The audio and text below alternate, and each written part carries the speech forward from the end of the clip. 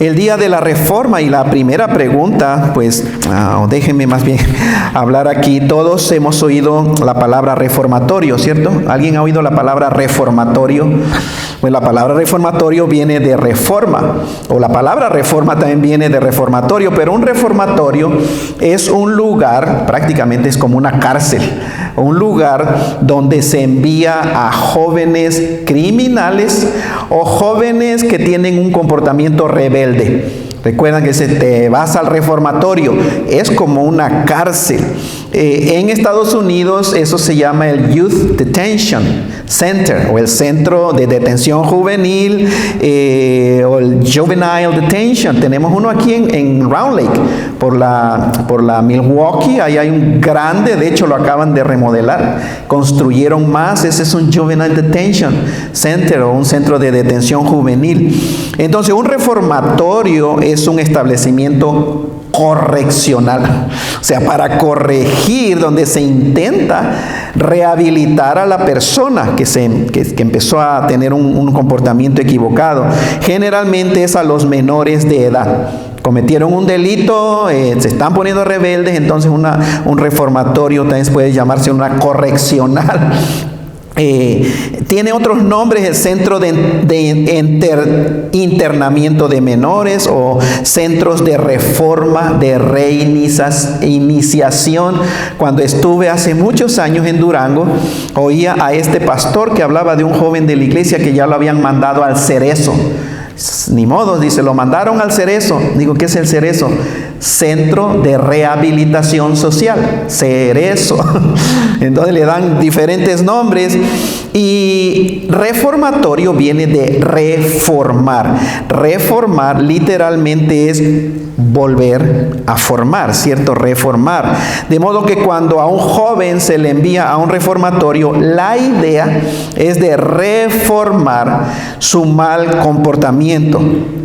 Obviamente, se asume o se implica de que algo está mal con el joven, con su comportamiento. Algo está mal y se necesita reformar o traerlo al buen comportamiento, o al menos al comportamiento aceptado por la sociedad.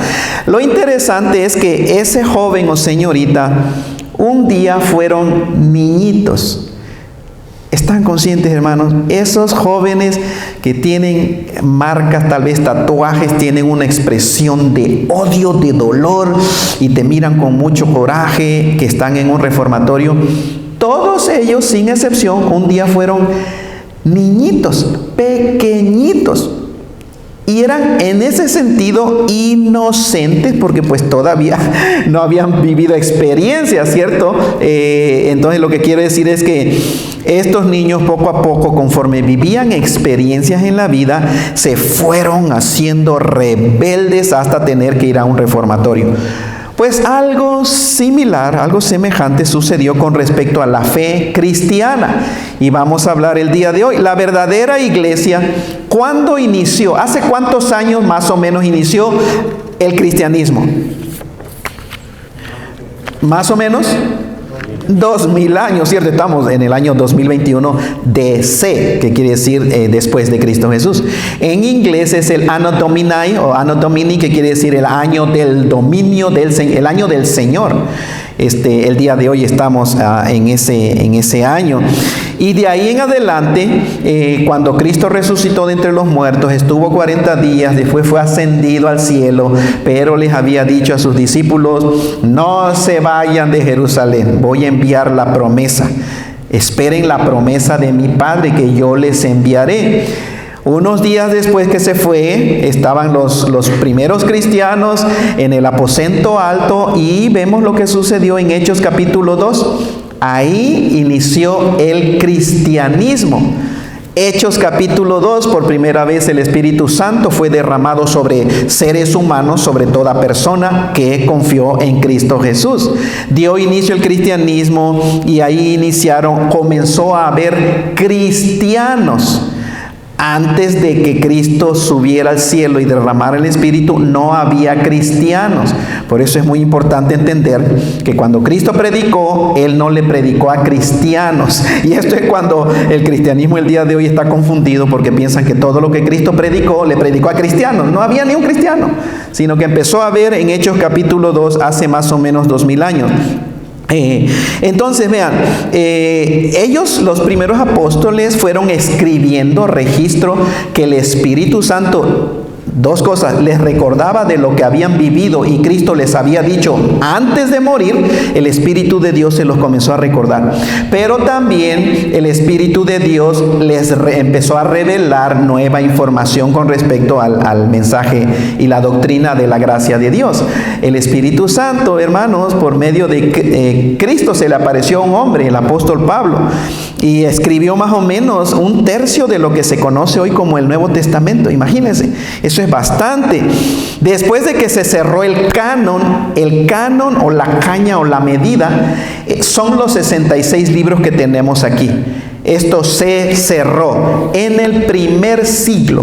El último libro que se escribió bajo la inspiración de Dios fue escrito por el apóstol Juan, que anduvo caminando con Cristo Jesús durante 3 años, y se escribió aproximadamente en el año 96.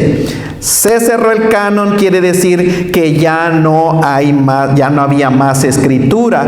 Y después que se cerró el canon de las escrituras, con los 66 libros que tenemos, el cristianismo se propagó. Ya con la escritura que tenemos el día de hoy se comenzó a propagar como fuego, podemos decir. Todo está escrito. El evangelio que se predicó, que se comenzó a propagar, está basado en lo que nosotros tenemos aquí de los 66 libros, el evangelio de Cristo Jesús. Pero el cristianismo tiene un enemigo y se llama Satanás. El diablo es enemigo del cristianismo, de la fe cristiana, es decir, es nuestro enemigo. Satanás es nuestro enemigo. Y el diablo pues no se iba a quedar con los brazos cruzados, hermanos. El diablo iba a hacer algo y comenzó a atacar la iglesia primitiva, se le conoce, es decir, la iglesia del segundo siglo, la que se formó el primer siglo, segundo siglo en adelante. El diablo comenzó a atacar de dos maneras, tanto de afuera como de adentro, internamente. La iglesia en Roma, el cristianismo verdadero, comenzó a desviarse de la verdad. Y al mismo tiempo, la iglesia, los líderes de la iglesia de Roma, que era el cristianismo correcto, pero sus líderes fueron aceptando e implementando ideas nuevas, paganas, doctrinas completamente en contra de la Biblia. Se empezó a pervertir, porque Satanás empezó a tratar de dañar la iglesia verdadera. Entonces, la iglesia se comenzó a hacer más pagana. Empezó la iglesia que llegó a ser la iglesia popular, la fuerte, podríamos decir, la iglesia en Roma, y comenzaron a hacerse más pagano y más política. La iglesia iba bien, empezó bien. Ahora, quiero que comprendamos de que cuando se comenzó a pervertir, a corromper esa iglesia cristiana, siempre existió el cristianismo sano. Nada más que se fue a un grupo que comenzó a tener autoridad y quería que todos los demás se sometieran a ese cristianismo. Pero siempre el cristianismo sano, puro, limpio, de acuerdo a la Biblia, ha existido. Entonces, la iglesia se comenzó a hacer más pagana, política, y los oficios o posiciones eclesiásticas comenzaron a darse a personas que no eran regeneradas por el Espíritu. Es decir, la gente empezó a pelear la posición de obispo y después de arzobispo, y después la iglesia de hermanos inventó el título de papa. Y empezaron a decir que el apóstol Pedro fue el primer papa de Roma, lo cual es totalmente antibíblico, antiescritural. Pero la gente entonces peleaba la posición. Querían el poder, porque la iglesia empezó a tener poder, no solamente poder religioso, sino poder político. Entonces, gente no regenerada por el Espíritu Santo, pero tal vez era familiar de alguien que estaba en la posición alta, se lo dejaban a ese puesto. Gente no cristiana. Imagínense cómo Satanás empezó a atacar la iglesia desde dentro. Y por eso es que se les hacía fácil aceptar cualquier tradición pagana. Cosas que no eran bíblicas las aceptaron, hermano. Y vamos a hablar un poquito de esas cosas. Pero entonces quiero que vean esto. Me funcionó hace rato y ahorita ya no me funciona. Ok. ¿Le puedes dar un clic nada más al PowerPoint, please? Nada más eso, thank you. Vean lo que dice ahí, hermano. La reforma no impuso una nueva. No me quitaron un cable que estaba ahí, ¿verdad? Ok, thank you. La reforma, entonces, vean, esto fue un post que tomé de Facebook. La reforma no impuso una nueva teología o doctrina. La reforma sucedió en el año 1517. Ahí fue la chispa que se encendió. Pero entonces no impuso nueva teología o doctrina, sino que rescató verdades bíblicas que con el tiempo los líderes religiosos abandonaron y sustituyeron por otras cosas. El 31 del mes de octubre, la comunidad cristiana, o protestantes como nos llaman, pero protestantes de los que protestaron de este tiempo con Martín Lutero. Ellos sí son protestantes porque protestaron. Pero el cristianismo que tenemos aquí en América es difícil, no sabemos, y realmente probablemente no venimos del protestantismo de 1517. Nosotros no protestamos nada, simplemente aceptamos el cristianismo, el evangelio que nos llegó a América sano, puro y limpio, sin la dirección necesariamente de las personas de la reforma protestante. Pero entonces el día de hoy estamos en el año 2021. Hace más o menos, esto sucedió en 1517, entonces estamos celebrando 504 años de la Reforma Protestante. El personaje principal, ¿cómo se llamó? ¿O cómo se llama? Se llamó, perdón, porque ya murió. Martín Lutero. Ese nombre nos suena porque es una de las personas sobresalientes de lo que se conoce como la Reforma Protestante o simplemente la Reforma. Martín Lutero nació en el año 1483 en Eisleben, Alemania. Murió en 1546. ¿Quién era Martín Lutero? Martín Lutero fue un monje de la Iglesia Católica Romana, un monje sincero. Él quería conocer la verdad, pero como estaba ya dentro del sistema corrupto, pues él hacía lo que la iglesia enseñaba de ese tiempo. Hay unos a punto de flagelarse, los monjes se daban de latigazos, se sangraban, se ponían cosas con casi clavos, hermanos, se torturaban, ayunaban a punto casi que se morían, oraban a morir. Martín Lutero era así de sincero. Recuerdan que él pues confesaba sus pecados como 6-7 horas, dice la historia, 6 o 7 horas de rodilla confesando sus pecados, porque era sincero, era honesto. Y cuando se levantaba y ya se iba, se acordaba que no confesé otra cosa. Se le habían olvidado después de unas 6-7 horas de confesar sus pecados. Ahora, ¿qué es la Reforma Protestante? El término está compuesto de dos palabras, reforma y protestante. Reforma viene del verbo reformar, que significa volver a formar, o modificar, o rehacer algo. Protestante es la persona que protesta o no está de acuerdo. Martín Lutero fue el primer protestante, porque él protestó. ¿Contra qué protestó? No contra la verdad de la Biblia, al contrario, sino que usó la verdad de las Escrituras para protestar contra el engaño, contra el error, contra el paganismo que ya estaba dentro de la Iglesia Católica de Roma. Él protestó y también se unieron a él muchos monjes y monjas de la Iglesia Católica de Roma. Ellos fueron los primeros protestantes. Ellos también se unieron y protestaron. Y Martín Lutero fue, podemos decir, clave. Él encendió la chispa. Y se dio inicio a lo que conocemos como el protestantismo o la reforma protestante. Empezó en el siglo XVI con Martín Lutero. Firmemente se opuso en contra de doctrinas y prácticas antibíblicas.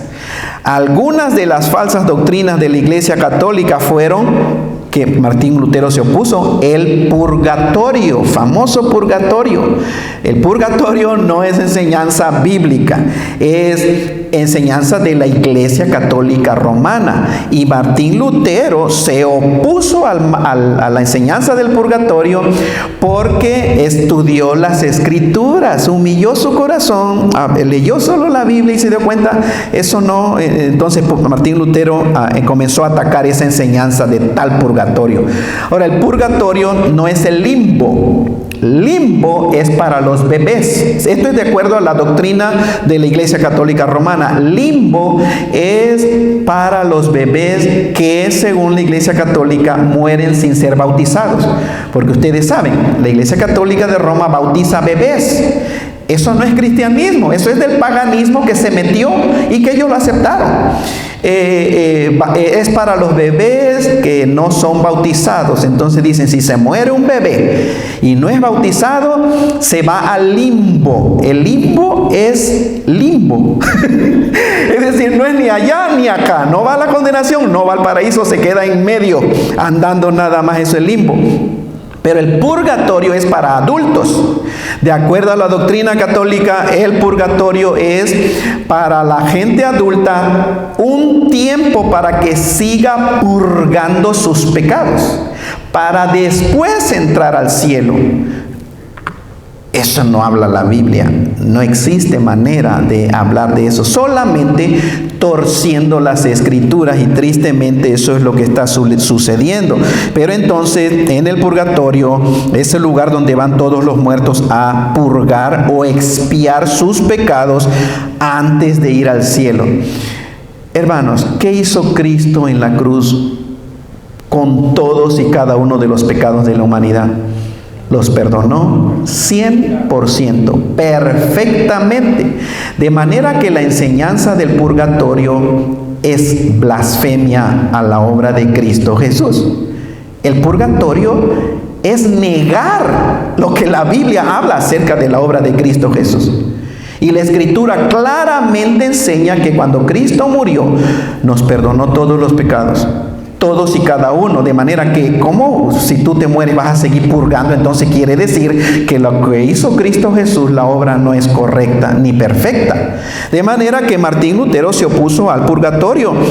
Y otra, el día de hoy, mis hermanos, la iglesia también enseñaba acerca del purgatorio, que los familiares vivos podían pagar para que su muerto saliera más pronto del purgatorio.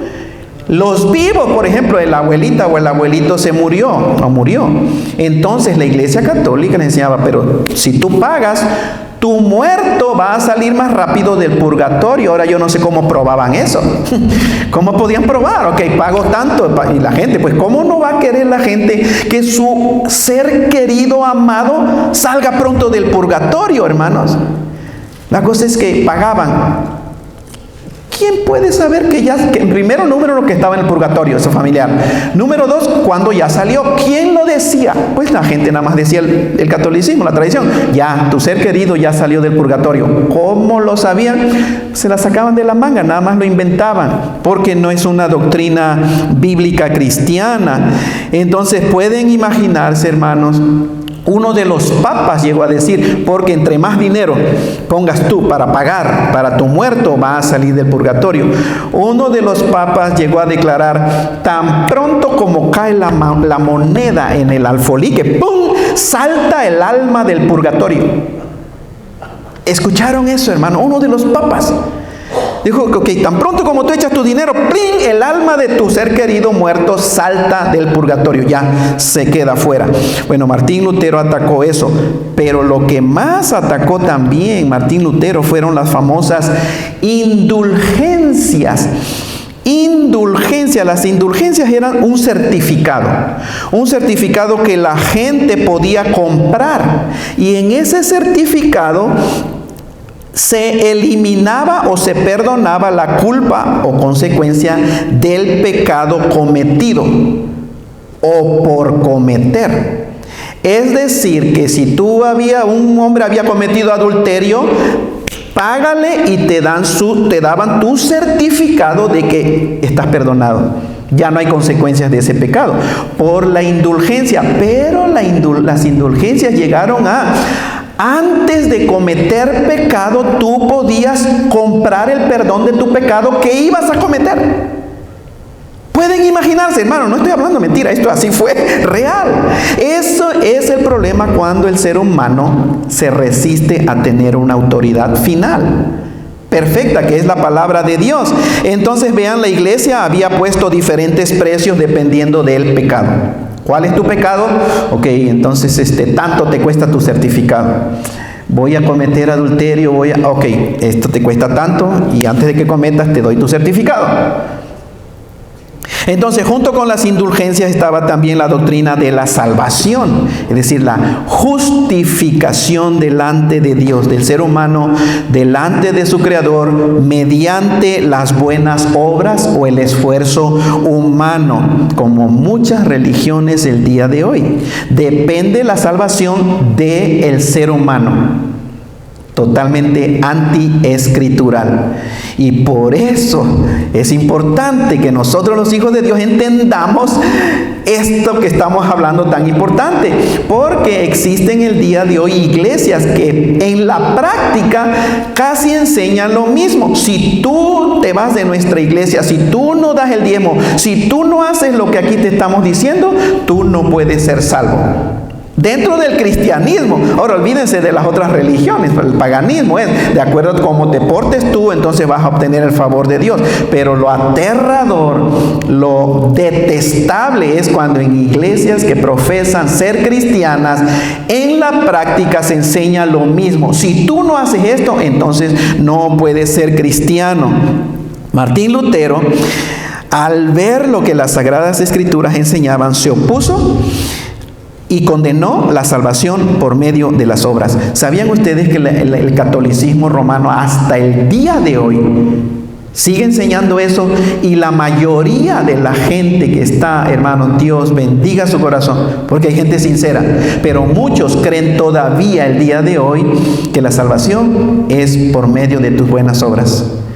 Creen, engañados por el enemigo, de que al final, cuando tú te enfrentes a tu Creador, vas a ser juzgado. Si tus buenas obras pesaron más que las malas obras, vas al cielo.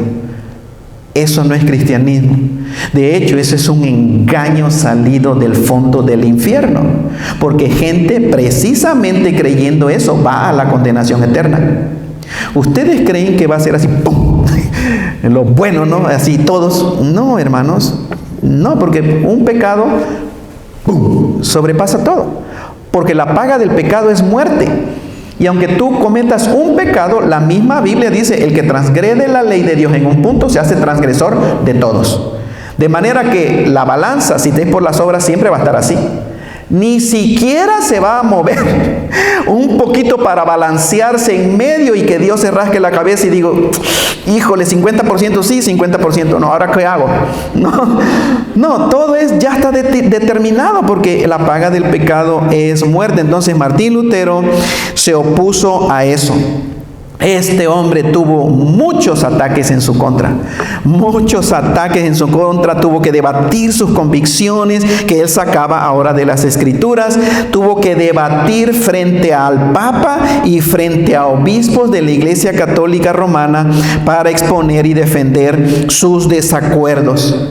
Después de ataques y amenazas para que se callara y que no se opusiera más a dichas herejías de la Iglesia Católica, Martín Lutero se armó de valor y el 31 de octubre del año 1517, él y un grupo de monjes y monjas que estuvieron de acuerdo con él, fueron a la catedral, hermanos, en Alemania, de San Pedro, era un castillo de Wittenberg, Alemania, o Wittenberg le llamamos nosotros en español. Clavó sus 95 tesis o 95 razones. Era como un debate, era como un desafío. Martín Lutero dijo, bueno, desafío, vamos a hablar de esto con la Escritura. 95 razones por qué la Iglesia Católica estaba equivocada y por qué él dejaba la Iglesia Católica. Fue tremendo ese momento en la historia del cristianismo. Tal parece que los demonios estaban alocados. Hermanos, lo llegaron a odiar, lo llegaron a aborrecer, lo llegaron a perseguir, lo querían matar por él creer el registro de la Biblia. ¿Les parece algo familiar el día de hoy? ¿Cierto? Lo mismito, nada ha cambiado. Atrévete a declarar la verdad de Dios y vas a ver cómo te van a querer arrancar la cabeza el día de hoy. Simplemente por creer que Dios es verdadero y no se equivoca y lo que dice la Biblia es verdad. Entonces, a partir de ese momento histórico se comenzaron a definir muchas de las doctrinas del cristianismo, pero ahora con la Biblia. En otras palabras, hubo un redescubrimiento del Evangelio de la gracia de Dios en Cristo Jesús. El Evangelio de la gracia de Dios siempre ha estado en la Biblia. No ha cambiado la Biblia, pero se había perdido por causa del corazón duro, corrupto del ser humano. Gracias a Dios por este hombre llamado Martín Lutero, humilló su corazón, Dios lo usó para ignite o encender la mecha. Después varias personas que lo escuchaban se armaron de valor y entonces iban todos a la Biblia y por eso surgieron varios reformadores. John Calvin o Juan Calvino, uno también grande. De hecho, no sé cuántos de ustedes conocen o han leído las famosas instituciones de la fe cristiana, algo así, de Calvino, hermanos. Es libros así grandísimos, una serie grande, pero es profundamente teológico. Algo que no hizo Calvino no eliminó el bautismo de niños, que venía del paganismo, aunque salió en contra de todo eso del purgatorio y todo, pero dejaron el bautismo de infantes. El calvinismo, ahí viene la iglesia, la denominación presbiteriana, the Presbyterian Church. La iglesia presbiteriana, por eso hasta el día de hoy, como viene de John Calvin o de Juan Calvino, bautiza niños. Pero el bautismo de infantes no es bíblico. Nadie en la Biblia se bautizó por la fe en Cristo Jesús cuando era un bebé recién nacido. No existe eso. Entonces, de este estudio de las Escrituras y de los arduos debates que tuvieron los que continuaron con la Reforma, surgieron 5 puntos principales o 5 verdades principales que llegaron a caracterizar hasta el día de hoy la sana doctrina del Evangelio o del cristianismo ortodoxo. ¿Qué es el cristianismo ortodoxo? Es el cristianismo sano, correcto. Simplemente una iglesia ortodoxa se supone que predica el evangelio correcto como nos lo dejó Jesucristo. ¿Y cuáles son esos 5 puntos? Se les conoce como las 5 solas. Las 5 solas del protestantismo. Sola escritura, que quiere decir solo la escritura. Sola gratia, que quiere decir solo por medio de la gracia. Sola fide, que es solo por medio de la fe. Solus Christus, que quiere decir solamente por medio de Jesucristo. Y soli Deo gloria, que quiere decir solamente para la gloria de Dios. Déjenme ir hasta el final, creo. Miren, ahí están, hermanos. Ya funcionó. Gracias. Ahí están las 5 solas de la Reforma protestante. Entonces, el corazón de la Reforma fue la justificación del ser humano delante de Dios. Es decir, ¿cómo puede el ser humano ser justificado delante del Dios santo, santo, justo, limpio? ¿Cómo puede? Martín Lutero, estudiando las Escrituras, fue a Romanos 1:17. Si lo buscan en su Biblia, hermanos, porque eso ya lo vimos, lo hemos estado leyendo el libro de la carta de Pablo a los Romanos. Romanos 1:17 dice así: porque en el Evangelio la justicia de Dios se revela por fe y para fe, como está escrito, mas el justo por la fe vivirá. Eso es, hermanos, un tema común surgiendo de la reforma, de que la justificación es la doctrina sobre la iglesia. Voy a citar a un miembro de la iglesia Cross Life, que es nuestro hermano Dan Carson. Dan Carson es un investigador del Nuevo Testamento conocido mundialmente, es miembro de aquí de la iglesia, profesor de aquí de Trinity, y él dice, hablando de la justificación por la fe, dice, este es un tema común surgiendo de la reforma, fue que la justificación es la doctrina sobre la cual la iglesia cae o se levanta. El tema de la justificación del ser humano. Si Martín Lutero no hubiera humillado su corazón, hermanos, quién sabe qué cristianismo habríamos creído nosotros. Entonces la Iglesia Católica aún enseña en la práctica la salvación por las obras, gracias a Dios, por un impulso al verdadero mensaje de la Escritura. La primera, hermanos, es las Sagradas Escrituras, sola Scriptura. Sola Escritura, es decir, solo por medio de las Escrituras. Y hay gente que dice, pero no otra cosa. No, porque las Escrituras es la autoridad final. La Biblia es la palabra de Dios. Y por ser palabra de Dios, es una palabra perfecta, absoluta, completa, final, autoritativa, de todo, ya completa, ya no vamos a tener más revelación aparte de las Escrituras. Y por eso el número 1, sola Escritura. ¿Qué cosa dice segunda de Timoteo? Segunda de Timoteo, el versículo que está ahí, hermanos, dice, segunda de Timoteo 3:16 y 17, toda la Escritura es inspirada por Dios y es útil para enseñar, para redarguir, corregir, para instruir en justicia, a fin de que el hombre de Dios sea perfecto, enteramente preparado para toda buena obra. De manera que si no tenemos el estándar absoluto, perfecto y final, entonces lo otro es opiniones del ser humano. Y cada quien hace la decisión. Asumo que todos ustedes ya hicieron la decisión. En temas controversiales el día de hoy, vale un cacahuate lo que diga el presidente, o el gobernador, o el psicólogo, o el psiquiatra, o el médico, vale un cacahuate. El punto es, ¿qué enseña las Sagradas Escrituras con respecto a ese tema? Solo la Escritura, ese fue un punto. Pero otro punto también es solus Christus. Solamente por medio de Cristo es la salvación, la justificación de un individuo, de un ser humano aquí en el planeta Tierra, sea en China, Alemania, Japón. Hermanos, es solamente por medio de Cristo Jesús. No es por medio de ningún otro líder espiritual. Llámale como le llames, ya se le llame como se le llame.